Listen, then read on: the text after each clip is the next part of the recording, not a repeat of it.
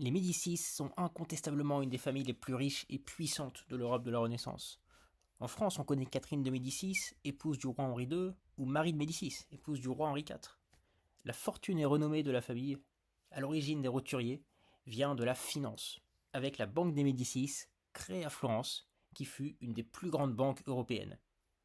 Mais à l'époque, l'Église condamne et interdit le prêt avec intérêt, l'activité de base du banquier. La banque a alors eu recours à d'ingénieux mécanismes pour générer des profits considérables. Nous allons voir dans cette vidéo l'envers du décor de la banque des Médicis.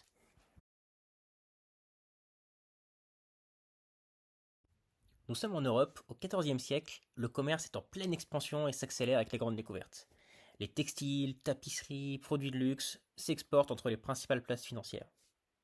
Le point dur de ces échanges est le transport. Traverser l'Europe est long, risqué, et les marchands transportent aussi bien parfois la marchandise et la monnaie. Les marchands manquent de facilité de paiement et de crédit, devant aussi avancer le prix des marchandises. Pour répondre à ces besoins, des instruments sont imaginés, comme la lettre de change.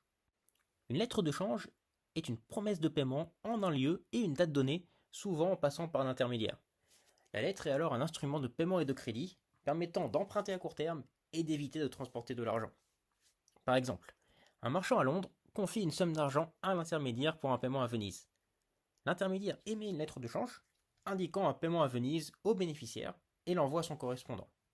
Le correspondant fait les vérifications d'usage et paie le bénéficiaire, sans avoir eu à transporter la monnaie. Le délai de paiement d'une lettre de change dépend du temps de transport, donc de la distance. 3 mois sont nécessaires pour aller de Londres à Florence, 1 mois pour aller de Bruges à Paris. C'est donc dans ce contexte de forte demande en moyens de paiement, crédit pour le commerce, que Jean de Médicis crée la Banque des Médicis en 1397. Les Médicis comprennent rapidement qu'une présence européenne est nécessaire pour répondre aux besoins du commerce et ouvrent des filiales en Europe, de l'Italie jusqu'aux Flandres et l'Angleterre. La Banque Médicis peut ainsi jouer un puissant rôle d'intermédiaire et fournir des instruments de paiement et crédit aux marchands. Un paiement de Bruges à Venise se résume alors à une simple écriture comptable. La banque va alors s'enrichir en finançant le commerce, mais on a vu que les prêts avec intérêt étaient interdits et condamnés par l'Église. Mais alors, comment les Médicis arrivaient-ils à générer un profit?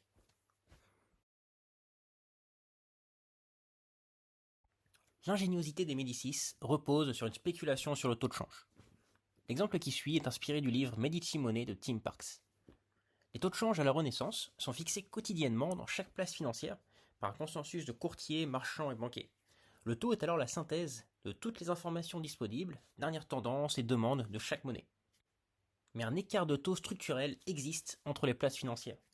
La monnaie coûte quasiment toujours plus cher dans sa place d'origine du fait de la demande pour les échanges commerciaux. Par exemple, la Florence, c'est surtout marqué au printemps, juste avant le départ des marchands. Et c'est là le point clé exploité par les Médicis et autres banquiers qui peuvent ainsi arbitrer les taux de change. Voyons sur un exemple. Mettons qu'un marchand veuille emprunter 100 florins pour acheter des draps florentins et les vendre à Bruges.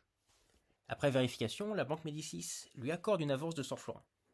Une lettre de change est alors émise, indiquant que le marchand devra rembourser l'équivalent en gros de Bruges 2 mois plus tard. Au taux de Florence, 50 gros par florin, le marchand devra donc rembourser 5000 gros de Bruges, ce qu'il fait 2 mois plus tard. Pour tirer profit de l'écart de taux, le chemin inverse est nécessaire. Mettons qu'à présent, un marchand flamand souhaite acheter à Bruges et revendre à Florence. Il emprunte, pour simplifier la même somme, soit 5000 gros à Bruges à la banque Médicis. Une autre lettre de change est émise, mais cette fois au taux de Bruges qui est là avantageux aux Médicis. Le florin, comme on l'a vu, est moins cher à Bruges et ne coûte que 47 gros dans l'exemple. Le marchand doit donc à la banque de Florence non pas 100 florins, mais 106 florins, qu'il rembourse lui aussi 2 mois plus tard. Avec ces deux échanges, la banque a donc un gain de 6 florins en 4 mois, soit pas loin de 20% par an, avec les taux fictifs utilisés pour l'exemple. La banque est donc gagnante si la monnaie est plus forte dans sa place d'origine, et nous avons vu que c'est quasiment toujours le cas. Ces profits sont tolérés par l'Église, contrairement aux vrais prêts avec intérêt, car l'échange est vu ici comme une spéculation sur le taux de change, comportant en théorie un risque. Pour fonctionner, ce mécanisme nécessite une présence européenne, comme c'est le cas pour les Médicis. Mais avoir autant de filiales nécessite une organisation solide. Comme de Médicis, le successeur de Jean de Médicis met alors en place une structure innovante, une holding à la Renaissance. Chaque filiale est considérée comme une société autonome, appartenant à la fois au gérant, minoritaire, et à la holding qui elle appartient aux Médicis. Grâce à cette structure, les Médicis gardent la main sur les filiales, prennent les décisions clés et motivent les responsables avec leur participation. En plus, le risque de faillite globale est limité par l'autonomie des filiales. C'est complètement innovant pour la Renaissance. Tandis que les banquiers spéculent sur les taux de change et évitent d'être qualifiés d'usuriers, la filiale romaine, grâce à sa proximité avec le Vatican, contribue à près de la moitié des bénéfices de la banque. Voyons comment. Jean de Médicis s'était lié d'amitié avec Baldassare Cosa, un ecclésiastique originaire d'une famille noble de Naples. Cosa devient pape sous le nom de Jean XXIII en 1410, seulement pour 5 ans, car considéré comme un antipape ensuite. Profitant de leur relation, la filiale romaine de la Banque Médicis devient alors gestionnaire de la fortune papale, comprenant les redevances à l'Église et dépôts des hauts dignitaires.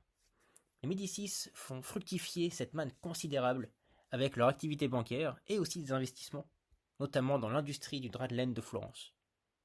Ils prêtent aussi des fonds pour financer les campagnes militaires du pape et en viennent même à conseiller sur la nomination des évêques et hauts dignitaires. La famille Médicis accumule donc une fortune en arbitrant d'un côté sur les taux de change et en gérant la fortune considérable du pape.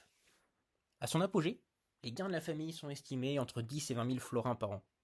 En comparaison, le loyer annuel d'une maison à Florence coûtait seulement quelques dizaines de florins.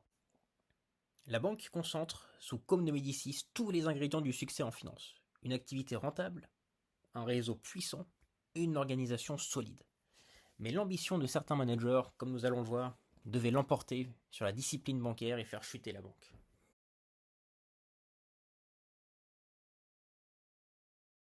Nous sommes à présent dans la deuxième moitié du XVe siècle. Laurent de Médicis, ou Laurent le Magnifique, petit-fils de Côme, a repris les rênes de la banque. Laurent de Médicis s'intéresse moins aux affaires bancaires, il est davantage tourné vers la poésie, les arts, et va donc exercer un contrôle plus limité sur les filiales. Dans certaines filiales, les méticuleux banquiers de l'époque de Côme de Médicis ont laissé leur place à des notables cherchant surtout à améliorer leur position sociale, ce qu'ils font en octroyant des prêts aux princes et nobles sans toujours bien vérifier leur capacité à rembourser, souvent pour financer des guerres. La situation devient vite catastrophique, plusieurs filiales faisant face à des impayés importants. Par exemple, Édouard IV d'Angleterre doit 40 000 florins à la filiale londonienne, Charles le Téméraire 60 000 ducats à celle de Bruges, Ferdinand d'Aragon plusieurs milliers de florins à celle d'Avignon. C'est aussi à cette époque qu'a lieu la conspiration des Pazzi, ennemis des Médicis. La situation se tend également avec Rome, le pape Sixte IV décidant de remplacer la banque Médicis par les Pazzi. La chute est rapide. Bruges et Milan ferment en 1478, Avignon en 1479. La maison mère fait faillite en 1494. La même année, le roi de France, Charles VIII, prend la ville de Florence. Les Médicis sont alors chassés de la ville. Les Médicis feront leur retour en 1512 pour s'établir en tant que duc de Toscane et se lier aux différentes cours européennes. Mais c'est une toute autre histoire, néanmoins rendue possible avec leur succès financier initial.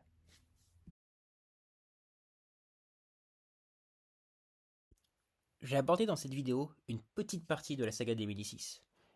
Je n'ai pas parlé de politique, ni de leur règne sur Florence, ni de leur mécénat et de l'art de la Renaissance. Je me suis concentré sur les aspects financiers et je trouve surtout intéressant leur côté intemporel. Les Médicis se sont enrichis en arbitrant sur les taux de change. Ce mécanisme est bien utilisé aujourd'hui via des algorithmes, la notion de holding, qui est la structure de plein de sociétés modernes, et enfin la gestion bancaire. La faillite, comme on l'a vu, vient de défauts sur des prêts octroyés trop facilement. Et de la même façon, 500 ans plus tard, la crise des subprimes éclate aux États-Unis, suivant des défauts en cascade sur les prêts immobiliers. Ainsi, les principes financiers de la Renaissance, il y a un demi-millénaire, restent applicables aujourd'hui et sont une bonne source d'enseignement.